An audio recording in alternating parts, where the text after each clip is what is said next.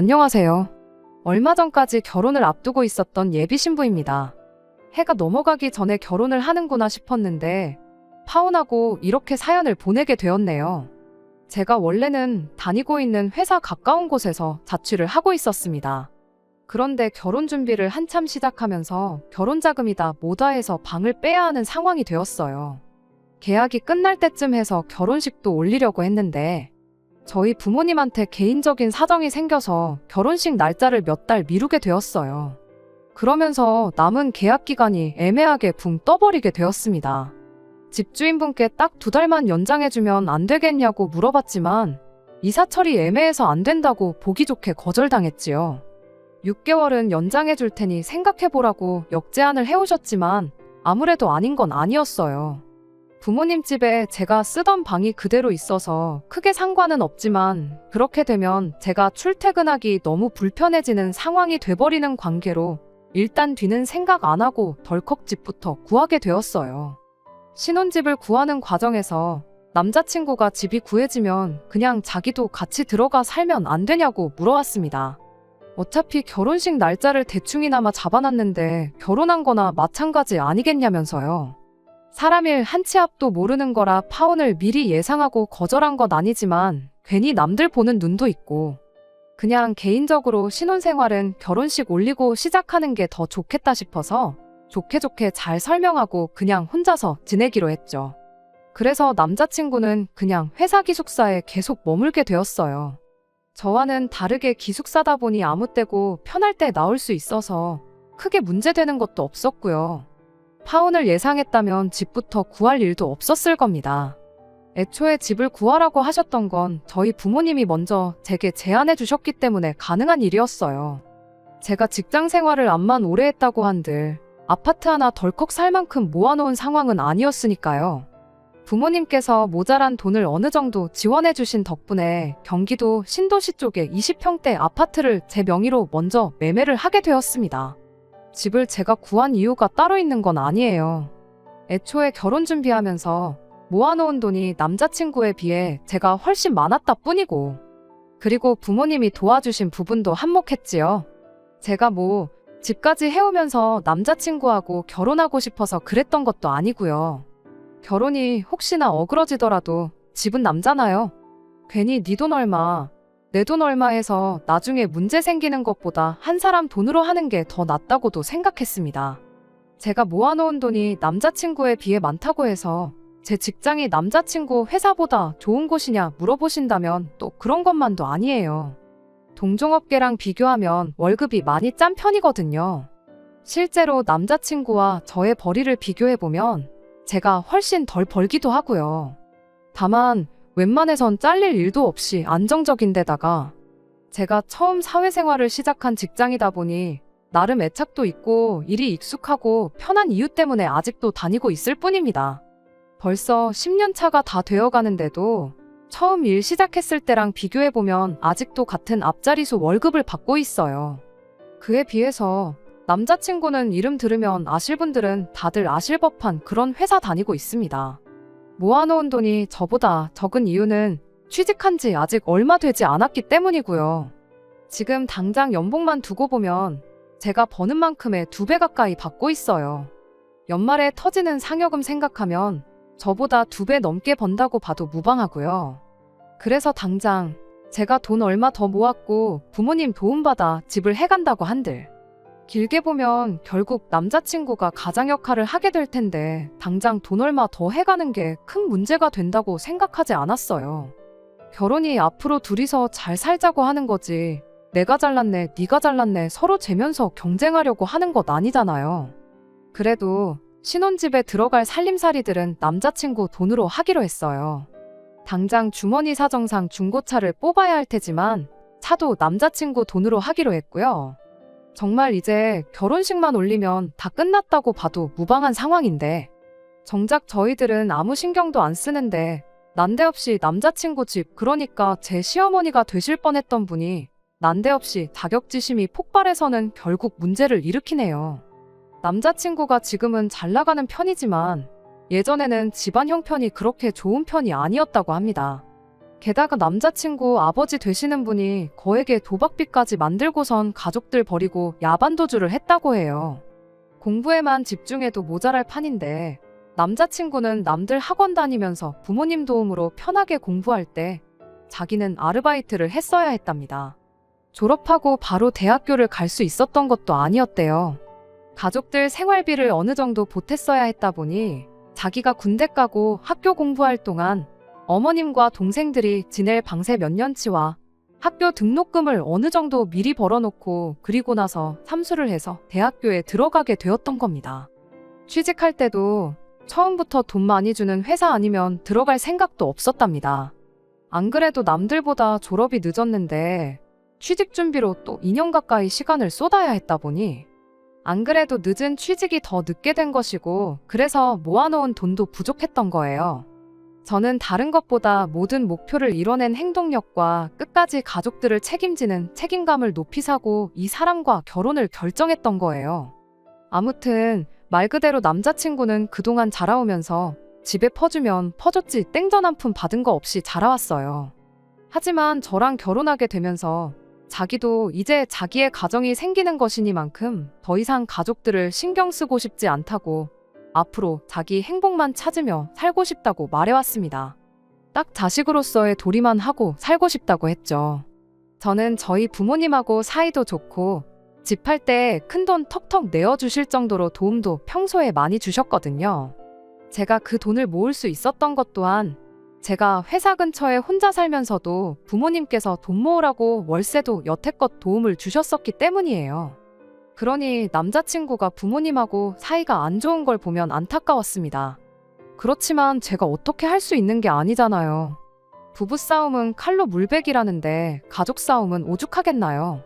그래서 제가 나서서 남자친구와 예비시댁을 다시 화목하게 만들어줄 생각은 추호도 한 적 없습니다. 그냥 남자친구가 하자는 대로 따르기로 했어요. 결혼 후에도 말입니다. 그래도 가족이다 보니 결혼 이야기가 오고 가기 시작한 뒤에는 양가 부모님께 서로를 인사드리는 자리도 있었고 양가 상견례도 마친 상황이었습니다. 그나마 다행인 건 남자친구 본가가 가까운 곳이 아니라 부산이라는 사실이었습니다. 차라리 거리가 그렇게 멀어버리면 정말 명절 같은 날 아니면 같이 부대끼며 지낼 일도 없잖아요? 그러니 차라리 몇 번 볼 일 없게 서로 거리가 먼 게 천만다행이라고 생각했지요. 이따금씩 예비 시어머니는 저한테 카톡을 한두 개씩 보내기 시작했어요. 결혼 준비 잘 돼가냐, 잘 지내냐 하는 간단한 안부 연락들 같은걸요. 저 또한 묻는 말에는 전부 다 답장을 드렸고 저도 가끔씩 생각날 때마다 잘 지내시냐 먼저 안부인 사정도만 묻고 그러고 있었습니다. 그러던 어느 날이었어요. 월요일이 빨간 날로 연휴라서 3일을 내리 쉬게 된 날이었습니다. 남자친구는 어쩌다 보니 연휴인데도 회사에 급한 일이 생겨 주말 출근을 해야 했고 덕분에 3일 연휴에 어디 가지도 못하고 집에 남아 있어야 했어요. 그래서 그냥 게으름 피우면서 씻지도 않고 침대에서 민기적거리고 있었습니다. 오전 11시쯤이 되어서 남자친구한테 전화가 왔어요. 원래 회사에서는 일한다고 전화도 잘 안 하는 스타일인데 웬일인가 싶었습니다. 전화를 받으니 남자친구는 다급한 목소리로 자기 어머니한테 전화가 오면 절대로 받지 말라고, 회사라서 자세한 사정은 나중에 말해줄 테니까 절대 받지 말라고 말하고 곧바로 끊어버리더라고요. 무슨 일로 전화까지 해서 저러나 싶어서 생각에 잠기던 찰나에 곧장 핸드폰이 울려서 너무 깜짝 놀라 숨이 넘어갈 뻔했네요. 전화기를 보니 남자친구 어머니에게서 걸려온 전화였습니다. 남자친구가 시킨 대로 전화를 안 받았어요. 전화가 자동으로 끊어질 때까지 계속 울리더라고요. 전화가 끊어지기가 무섭게 쉬지 않고 전화가 계속해서 걸려오는 겁니다. 남자친구에게 받지 말라는 경고를 받았지만 10분이 넘도록 계속해서 전화를 걸고 있는데 그걸 또 일부러 안 받을 수가 없더라고요. 다른 사람도 아니고 어쨌든 예비 시어머니의 전화였으니 말입니다. 그래서 결국 씻고 있었다는 궁색한 변명을 하고 전화를 받을 수밖에 없었습니다. 그런데 제 변명이 통한 건지 어쨌든 전화를 못 받을 수도 있는 거 아니겠냐고 상황을 이해해 주더군요. 무슨 일로 전화를 하셨는지 물어봤더니 제 아파트 동호수가 뭔지 물어보시는 거예요. 그때부터 약간 느낌이 싶었습니다.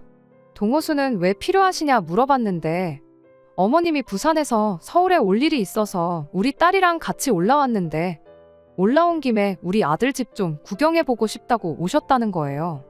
아직 남자친구 돈 하나 들어간 거 없고 명의도 내 이름으로 되어 있는데 다짜고짜 우리 아들 집이라고 하는 게 조금 기분이 그랬어요. 그래도 그때는 아기가 있어서 그런 거라는 생각하지 않았고 어차피 결혼하면 같이 살게 될 집이니까 그렇게 말했을 거라 생각했습니다.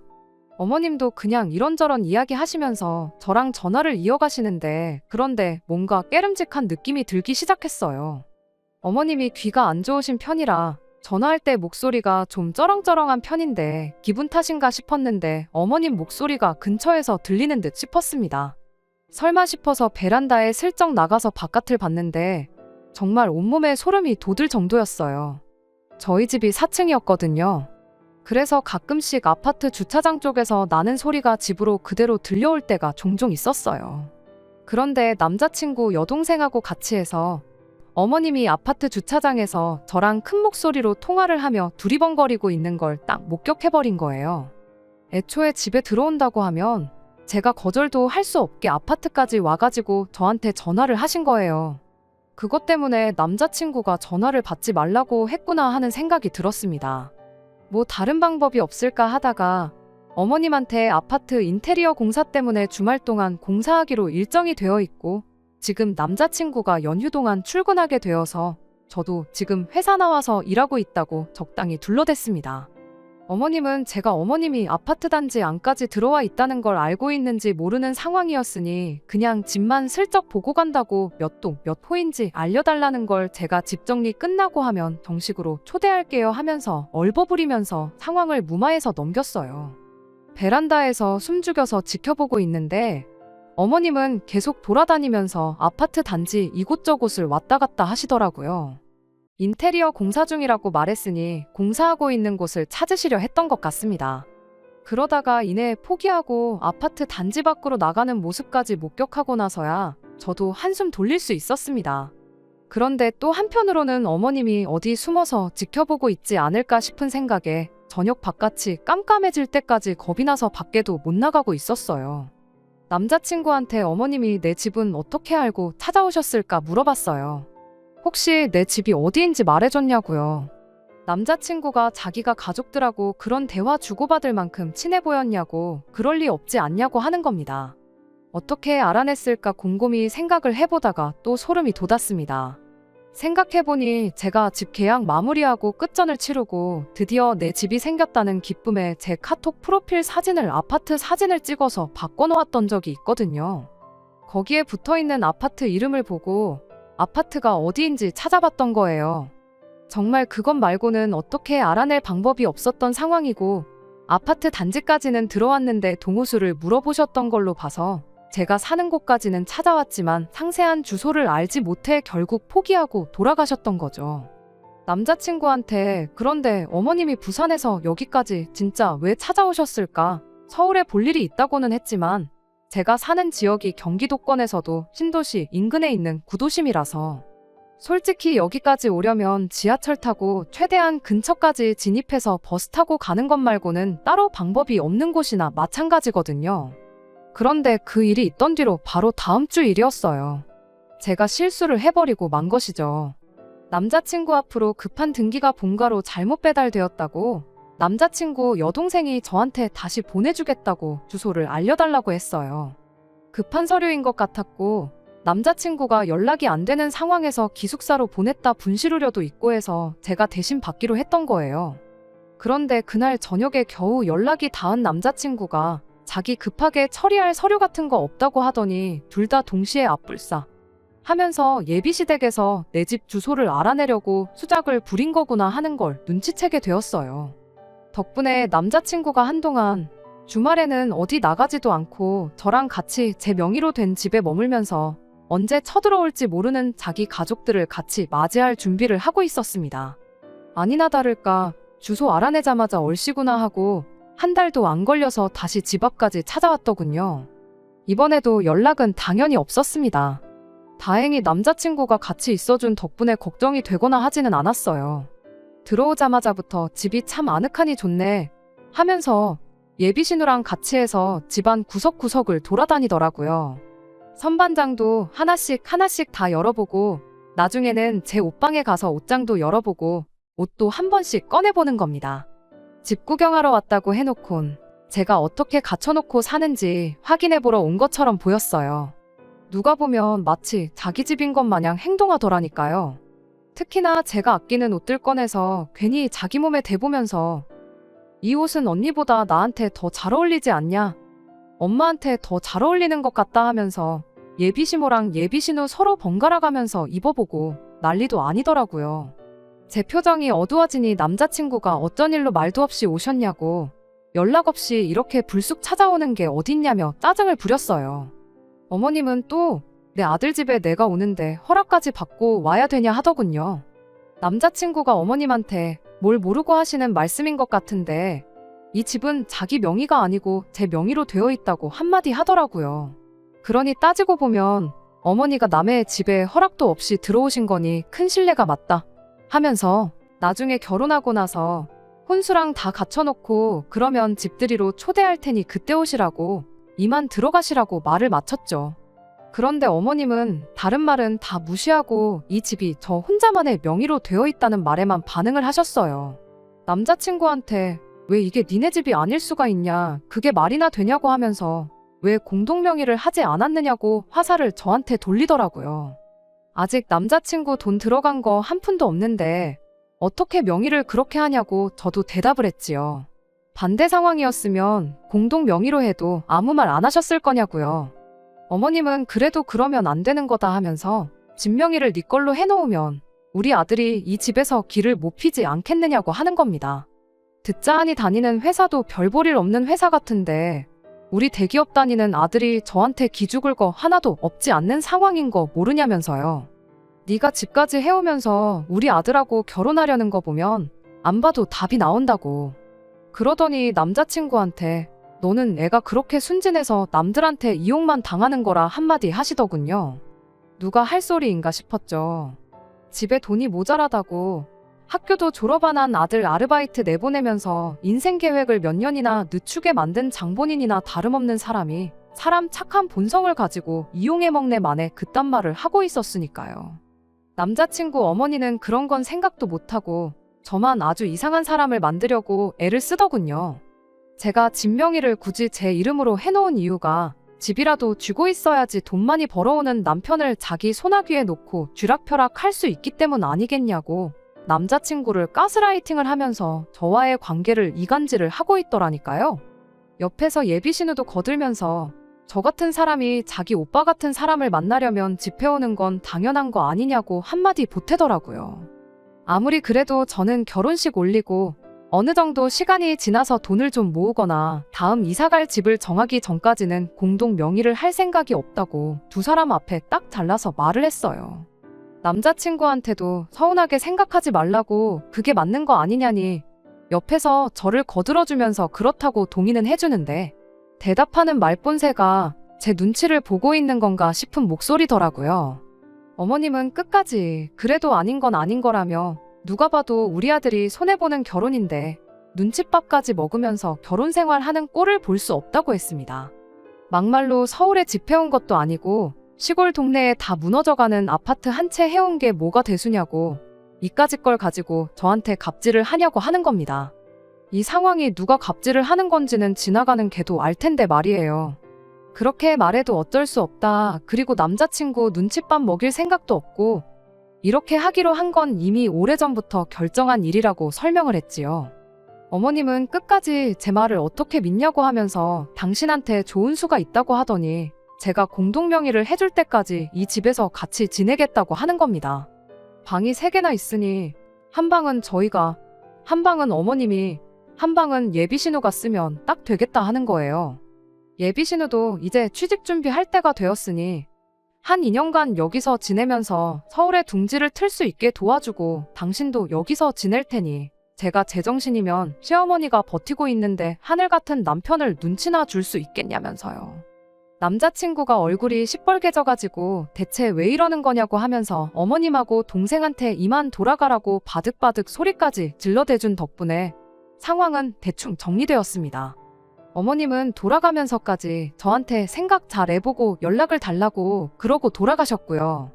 무슨 폭풍이 휘몰아친 다음날 같이 집이 조용해졌어요. 남자친구는 저한테 곧장 미안하다고 사과를 해왔습니다. 면목이 없다고 하면서요. 어머님은 도대체 왜 그러시는 거냐? 저도 화가 많이 나서 남자친구한테 물어봤는데 아무래도 생활비 때문에 그러는 것 같다는 겁니다.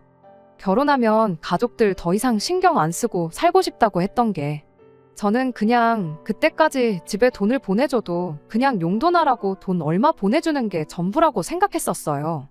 그런데 생활비라고 하니 용돈이랑은 또 어감이 다르게 다가오더라고요. 생활비를 대체 얼마씩 보냈길래 저러시는 거냐고 물었더니 그게 달에 300만 원이 넘는 돈을 보내고 있었던 겁니다. 그냥 기본적인 생활비부터 동생이랑 어머님 핸드폰비까지 전부 내주고 있었던 거예요. 아무튼 집에는 이제 결혼하고 나면 생활비는 더 이상 보내드릴 수 없다고 그렇게 미리 말을 하기는 했는데 아마 그걸 가지고 기분이 나빠서 저러시는 것 같다고요. 아무리 취직이 늦었어도 기숙사 생활을 하고 있는데 모은 돈이 왜 이렇게나 부족한가 싶었는데 거기에는 따로 이유가 있었던 거더라고요. 연 끊고 살고 싶다. 자식된 도리만 하고 싶다 말로만 그러면서 뒤로는 온갖 효자 노릇은 다 하고 있었던 겁니다. 그 와중에 남자친구는 우리 어머니 저러는 고집을 꺾으려면 아무래도 우리가 결혼하더라도 생활비는 계속 보내드려야겠다는 소리를 하는 거예요. 여태까지 제 편 들어주고 가족들하고는 소원한 척 하더니 이제서야 진짜 본심이 나오더라고요. 아마 제가 실수로 주소를 알려주는 일이 없었더라도 어떤 방법으로든 어머님하고 예비 신우는 저희 집에 쳐들어왔었을 거예요. 남자친구 가족들이 별 볼 일 없는 너는 평생 대기업 다니는 남편한테 의지해서 살게 될 거라고 했던 그 말부터 공동명의를 안 해주면 들어와서 살겠다고 통보하는 것까지 모두 계획된 일이라는 생각이 들었습니다. 애초에 남자친구는 잃을 게 아무것도 없는 상황이잖아요. 공동명의를 해주는 것과 자기 가족들 생활비 챙겨주는 건 당장은 아무런 연관도 없는 일이고 어떤 결정을 내리던 간에 둘 다 남자친구만 이득을 보는 속이 뻔히 보이는 상황이잖아요. 혹시나 제가 지나치게 생각을 하는 건가 싶어서 남자친구 속을 떠보려고 가족이냐 나냐 둘 중에 하나를 선택하라고 물어봤습니다. 가족들과는 결혼 후에는 거리를 두고 지내겠다고 이젠 가족이 아니라 자기 자신의 행복부터 찾고 싶다고 호언장담했던 모습과는 다르게 그래도 가족인데 어떻게 모른 척 살겠느냐면서 부디 제가 이 상황을 이해해주면 좋겠다고 사정을 하더라고요. 평생을 가족들 호구 노릇을 하고 자라서 그런지 결국 결정적인 순간에도 끝내 가족을 택해버린 남자친구였던 거예요. 남도 아니고 가족을 챙기겠다는데 그게 잘못된 거라 손가락질 할 사람은 아무도 없을 거예요. 다만 저랑은 결혼 이야기는 없던 걸로 하자고 했습니다. 거의 내 월급과 비슷한 돈을 평생 시댁에다가 가져다 바치며 살고 싶은 마음은 추호도 없다고요. 그랬더니 남자친구가 기분 나쁜 표정으로 한마디 하더군요. 우리 어머니 말이 그래도 틀린 건 없지 않냐며 진짜 집 하나 해온 거 가지고 나를 가족들과 등지게 만들 셈이냐. 내가 너 때문에 가족들하고 연 끊고 지냈으면 좋겠냐. 그렇게 한마디를 하더라고요. 자기 나이 또래에 자기만큼 버는 사람이 얼마나 되는지는 아느냐고. 그 잘난 월급 가지고 역으로 저한테 갑질을 하려고 하길래 한마디 해줬습니다. 네 월급 나보다 많이 받는 건 알겠는데 니네 가족들한테 300씩 빼주고 나면 그렇게 잘난 월급도 아니라고 정신 차리라고요. 남자친구는 그러면 너네 집에도 똑같이 생활비를 드리면 되지 않느냐고 저를 설득하려 들더라고요. 저희 부모님은 뭐라도 하나 더 해주시려는 분들이지 자식 장사해서 노후 대비 하실 분들이 아니라고 그 돈을 드려도 받으시지도 않을 거라고 한마디 해줬지요. 그리고 그 돈까지 드리고 나면 우리 월급은 100만 원도 안 되는 거나 마찬가지일 텐데 뭐가 아쉬워서 생활비도 아니고 월급 100만 원 주는 사람을 내가 집까지 해오면서 결혼을 하겠냐고 한마디 했습니다. 솔직히 정신 차리라고 말을 강하게 했던 건데 남자친구는 저한테 실망했다면서 정말 결혼은 없던 일로 하자면서 한마디 하더라고요. 결국 도무지 의견이 좁혀지지 않아 남자친구와는 여기까지 하자는데 합의하고 결국 그렇게 이별을 하게 되었습니다. 남자친구가 뒤늦게 자기가 잘못 생각했다며 저를 선택할 테니 그냥 예정된 대로 결혼을 하자고 했지만 솔직히 이제는 그 말을 믿을 수가 없어요. 나중에 같은 일로 배신당해 상처를 받느니 그냥 없던 일로 하는 게 더 좋을 것 같다 말해줬습니다. 혹자는 저한테 그냥 시댁에 생활비 주고 남자친구랑 결혼하지 그랬냐, 벤츠 놓쳤다 하는 사람도 있어요.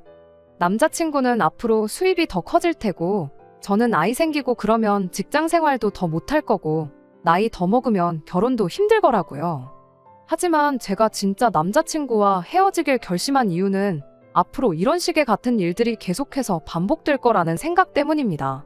수입이 커지면 커지는 대로 더 많은 생활비를 요구해 올 테고, 생활비가 아니더라도 매번 가족이라는 이유 하나만으로 이것저것 바래 오실 텐데, 그 꼴을 제가 견뎌낼 수 없겠다는 게 저희 결론이었거든요. 결국 중요한 순간에는 배우자가 아닌 가족들의 편을 들어주는 남자를 어떻게 믿고 평생을 살겠어요? 설령 제가 진짜 벤츠를 놓친 바보 같은 결정을 내렸다 하더라도 저는 이 결정에 후회가 없습니다. 오히려 질질 끌지 않고 빠른 결정을 내린 걸 100번 1000번 잘했다 생각하려고요. 벤츠라고 다 같은 벤츠도 아니고 고장이 안 나는 것도 아니잖아요. 벤츠보다 더 좋은 차도 많다고 하고, 요즘은 국산차도 외제차 못지 않다는데 꼭 다음 사람이 벤츠가 아니라도 상관없어요. 결혼했으면 가족들보다 배우자를 더 챙기는 그런 사람이야말로 진국 아니겠어요? 끝까지 들어주셔서 감사합니다. 오늘의 사연은 여기까지입니다. 구독과 좋아요, 알람 설정 부탁드리고 더 좋은 사연으로 다시 찾아뵙겠습니다. 감사합니다.